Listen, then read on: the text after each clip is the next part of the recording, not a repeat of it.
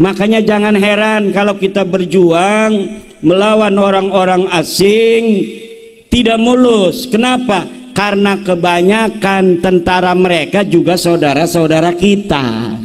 Understand?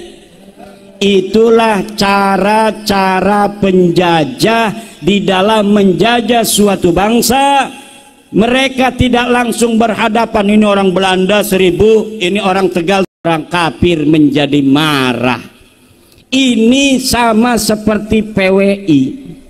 PWI itu kezar'in, tadinya cuma satu, ada di Cirebon, dideklarasikan oleh Gus Abbas Buntet, putra dari Kiai Fuad Hasim, cucu daripada Panglima 10 November Kiai Abbas Buntet, yang pada tahun 1945 orang Cirebon, orang Brebes, orang Tegal, orang Semarang datang ke Surabaya dipimpin kaum santrinya oleh Mbah Abbas untuk perang mempertahankan kemerdekaan Indonesia yang mau direbut kembali oleh orang-orang Eropa daripada tentara-tentara sekutu.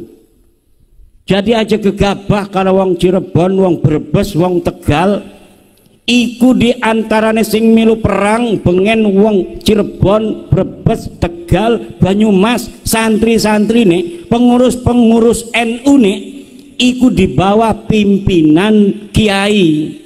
Tentara lain dari nasionalis di bawah nasionalis pimpinannya, tapi khusus untuk santri pimpinan laskarnya yang diangkat oleh Mbah Hasyim Asy'ari adalah Mbah Abbas Buntet,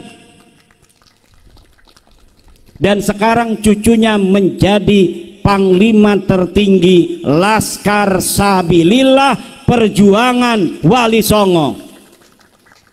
Untuk apa? Untuk tegas menjaga ajaran-ajaran Wali Songo, ajaran Islam yang rahmatan lil alamin, ajaran Islam yang menghormati ajaran-ajaran lain, ajaran Islam yang menghormati budaya-budaya leluhur, budaya-budaya Nusantara yang tidak bertentangan dengan Islam dibiarkan oleh Wali Songo. Wali Songo tidak mewajibkan seluruh umat Islam untuk berpakaian seperti Wali Songo. Wali Songo tidak mewajibkan budaya-budaya Wali Songo yang dibawa oleh Wali Songo dari leluhurnya, daripada para syarif-syarif, para sayyid-sayyid dari pada Timur Tengah, tidak diwajibkan, bahkan tidak dianjurkan. Orang Nusantara walau dia Islam tetap dia adalah sebagai orang Nusantara. Ini ajaran Wali Songo yang begitu penuh dengan toleransi dan tasamuh. Ada yang mau merubahnya, pakai peci hitam nggak boleh, semua katanya harus pakai pecinya putih kayak dia. Wali Songo juga pakai udeng-udeng kayak saya, tapi Wali Songo tidak pernah menyalahkan orang pakai belangkon. Itu ajaran Wali Songo. Saya pakai jubah, saya pakai udeng-udeng, tapi saya senang melihat orang pakai belangkon kayak Kiai Umar Yasin.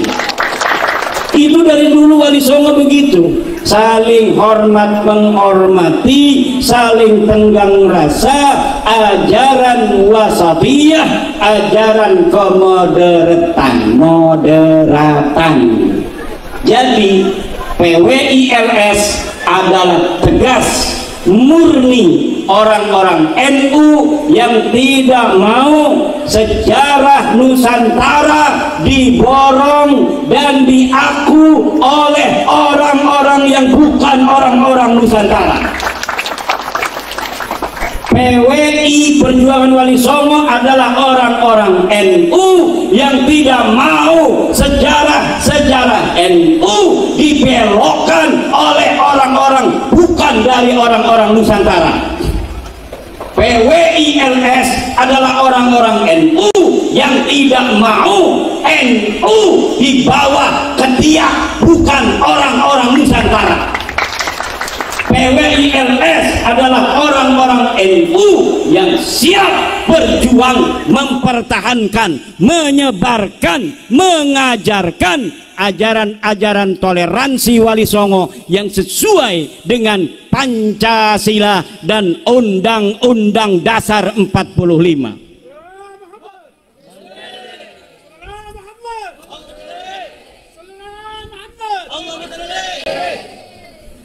Negara Indonesia ini sudah 79 tahun merdeka, betul Bu? Sebelumnya kita dijajah, ratusan tahun kita dijajah Bu. Kalau dijajah nggak boleh kita duduk-duduk begini enak-enakan dengerin ceramah, pakai tenda segala macam, ada lampunya, siang-siang ada lampunya. Kita ceramah dikawal oleh para pejuang Banser, dikawal oleh para pejuang Laskar Wali Songo. Kalau ini terjadi pada zaman Belanda Bu, sudah diberondong ini sama apa namanya itu AK-47 milik Belanda. Tahu itu zaman dulu ada apa belum? Kita dijajah 350 tahun kata orang-orang. Bohong. Kita dijajah tidak 350 tahun, tapi kita dijajah hanya 145 tahun.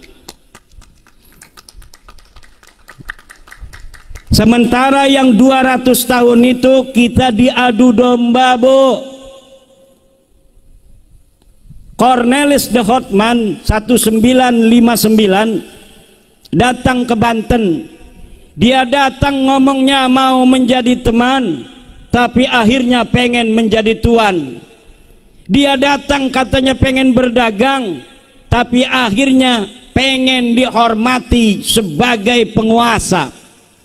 Maulana Yusuf marah, kurang ajar ini Belanda. Datang katanya dia mau berdagang, tapi dia menguasai. Dia datang katanya pengen menjadi teman, tapi akhirnya pengen menjadi tuan. Diusir dari Banten, pergi dia ke Jawa Timur, mengadu domba anak-anak Nusantara. Akhirnya kita diadu domba antar satu kerajaan dengan kerajaan lain. Di antar satu kerajaan, antara ayah dan anak diadu domba, antara seseorang raja dan kemenakannya diadu domba, antara raja dan adiknya diadu domba. Selama 200 tahun VOC Belanda berdagang di Indonesia yang dulu masih Nusantara. Mereka tidak menjajah, tapi mereka menguasai ekonomi kita. Bagaimana caranya mereka menguasai ekonomi kita? Kita kan banyak, kita puluhan juta waktu itu Bu, tapi kenapa kalah oleh Belanda yang hanya ada 1000 orang di Indonesia? Tentara mereka tidak lebih dari 1000 orang di Indonesia. Kita puluhan juta orang waktu itu, tapi kenapa kita kalah? Karena mereka tidak berhadapan langsung dengan rakyat kita. Mereka mengadu domba antar satu raja dengan raja lainnya agar mereka yang menjadi penguasa di antara keduanya. Ini perang melawan ini, kerajaan ini perang melawan kerajaan itu. Akhirnya dia yang menguasai daripada ekonomi dua kerajaan itu. Berapa tahun kita diadu domba begitu? 200 tahun. Sampai VOC Belanda tahun 1800 Masehi kemudian bangkrut. Setelah bangkrut kemudian Belanda datang ke Indonesia menjajah secara langsung, barulah dikuasai. Tapi dia dikalahkan oleh Perancis. Akhirnya kita dijajah Belanda Perancis selama 11 tahun. Kemudian 1811 kita dijajah oleh Belanda Inggris.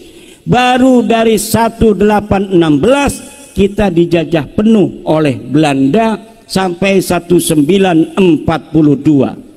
1942 Belanda dikalahkan oleh Jepang.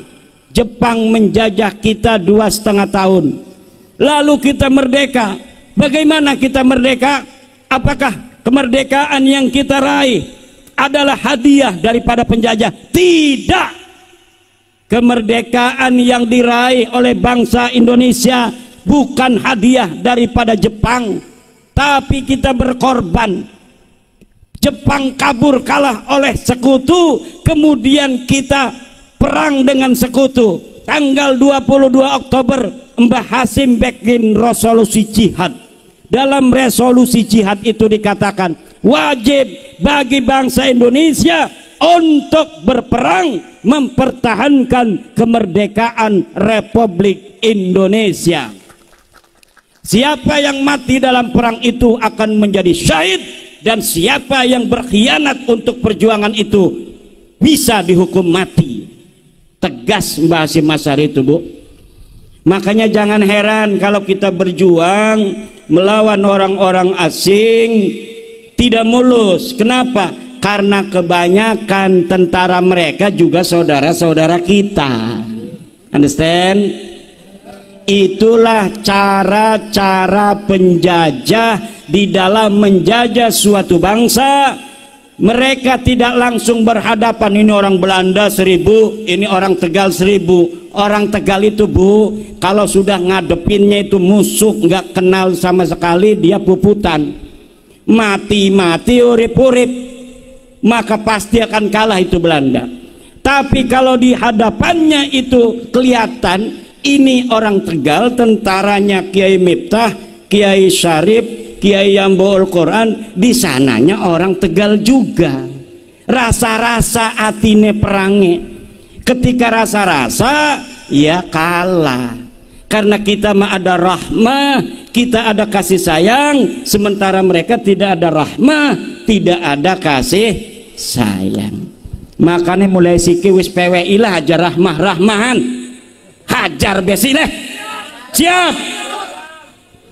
Kalau rahmah-rahmahan kerunya-kerunyaan suwe-suwe ngelunjak iku wong. Jorogaken besi.